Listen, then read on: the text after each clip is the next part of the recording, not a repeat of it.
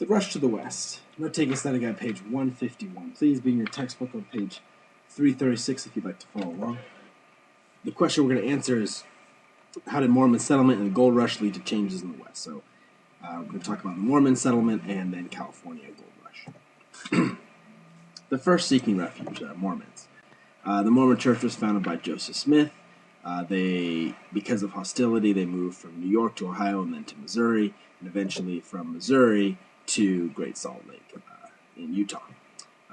After Joseph Smith was murdered, Brigham Young led them. There's a map at the bottom right corner where you can see Utah, where they moved. Conflict with the government. Utah became part of the United States in 1848, and the Mormons almost immediately came into conflict with the U.S. government over three particular issues. The first was non-Mormons had no say in the election process, so if you lived in Utah and you weren't a Mormon, you couldn't vote. Second, Congress took away control of elections from the Mormon Church because of this. The second thing was Mormons had difficulty doing business in Utah, and church leaders agreed to stop favoring Mormon-owned businesses, though in reality that continued. The third reason is polygamy, which is a practice having more than one wife at the time. This is illegal in the United States, and Mormons at this time did practice polygamy. So eventually church leaders agreed to ban polygamy. Finally, in 1896, Utah became a state after those three issues were resolved. The California Gold Rush.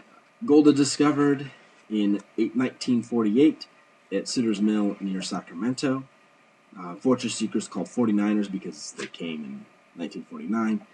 They came to search for gold in California. In just 2 years, the population of settlers in California zoomed from 14,000 to 100,000. So a huge increase in population during the 2 years. Miners and mining towns. Mining towns supplied miners with food, supplies, and entertainment. Since California is not yet a state, federal law did not apply within mining towns, so vigilantes or self-appointed law enforcement punished people for crime. So this was not a great place to live. There was not really law and order as we would understand it today. The population changed in California due to this. People from Europe, Asia, Australia, South America came to California all to try to seek gold.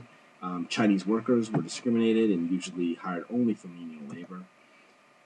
And some Southerners brought their slaves to California, but it didn't take root there, and miners believed those that only those who participate in hard labor of mining should profit. So there was kind of a look down upon, like if you have your slave working and then you're taking the profit for discovering gold.